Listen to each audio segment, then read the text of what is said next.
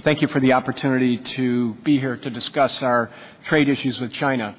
I appreciate the invitation and look forward to working with the committee on these issues. I'm pleased that the committee is examining the indigenous innovation issue because it is perhaps the best example we have of China overtly favoring its captive industries. Because China is not an open society, there's little we can do except count the missing jobs unless we're willing to take a strong stand against favoritism as evidenced in China's indigenous innovation initiative. My legislation is one tool that can be used to discourage China from continuing to go down this path. I'd like to focus my testimony on the patent unfairness of China's government procurement policy as contrasted with the U.S.'s open procurement policy. Although I represent a manufacturing and technology state, Michigan, that has long-standing concerns with China, my most recent involvement in this issue started rather innocently. This year I was provided a bag of promotional materials for the U.S. Census. As is my custom, I inspect the labels of the products to determine their country of origin. The first article is this hat. Now, we all get a lot of hats from groups in my district, and I have a number of them here. But of all the hats I've ever received, I've never seen one as of poor quality as this one. I can't imagine anyone actually wearing it. I was shocked to see that this hat was made, you guessed it, in China. I wasn't shocked because the quality was particularly poor. I was shocked because I couldn't believe that the U.S. Census was procuring promotional goods from China paid for with our tax dollars.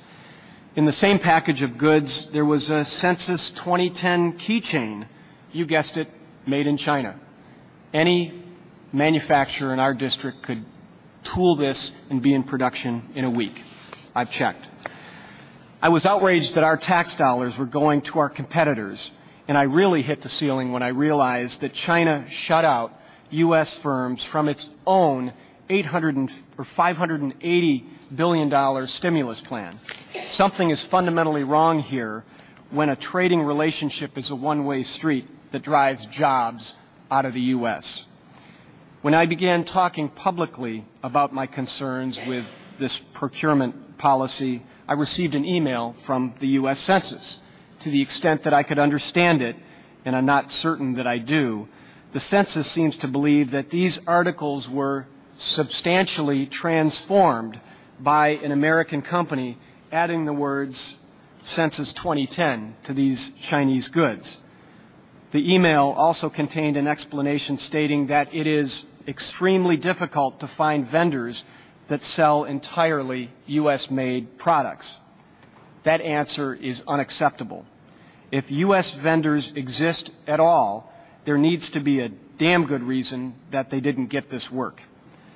The Census's reasoning is circular. They can't find a U.S. firm to make the hats because they don't give contracts to U.S. firms to make the hats. Well, as I'm inclined to do, I looked into this. In my own office, I found this and this and this. Got about 8 different hats, you guessed it, made in the U.S. I spent about 3 minutes on the internet and came up with a number of options to have these goods made in the U.S. There is no question but that there is sufficient U.S. manufacturing capacity to make these goods. So what went wrong, and how did this money find its way to China? We're still looking into this issue, but it's clear that something went wrong, especially when the American Chamber of Commerce in China, who I believe testified earlier, is reporting that U.S. companies, even U.S. companies that have operations in China, manufacturing there, are being shut out of that market. China is playing us for fools regarding the Government Procurement Agreement, or GPA. Upon joining WTO in 2001, China said it would sign the GPA as soon as possible. 9 years later, that still hasn't happened. The U.S.-China Business Council, also I believe, that testified here in its 2010 white paper, that there has been zero progress in China submitting a commercially meaningful extension offer to the GPA. It would be interesting to know how many billions of taxpayer dollars have gone to China during that 9-year period.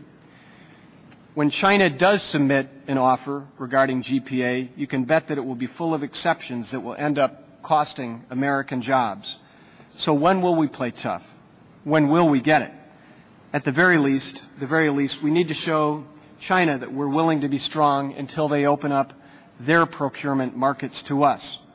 I've offered one way of addressing this issue, and that is to cap the amount of U.S. government procurement of Chinese goods to the amount of American goods purchased by the Chinese government. My bill, H.R. 5312, includes a provision that requires the Secretary of Commerce to perform both a legal and factual analysis of whether China has opened its procurement practice to U.S. goods. Since China isn't a transparent society, we need more than China's signature to be assured that they, in fact, are buying U.S. goods. Under H.R. 5312, the International Trade Administration would report the total value of American goods procured by the Chinese government. The Secretary of Commerce would then certify the amount of that year's cap for U.S. procurement of Chinese goods. In short, a dollar out, a dollar in.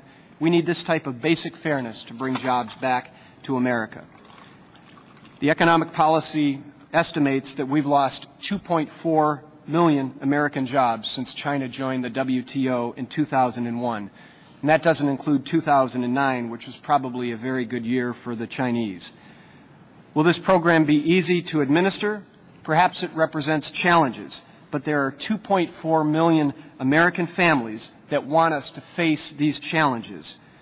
To a casual observer, it might look as if there are sufficient laws on the books to favor U.S. goods, but it's apparent that the current laws have not been sufficient to stem the flow of jobs heading out. I suspect that the exceptions and waivers have swallowed the rule, and it's time to re-examine the relationship.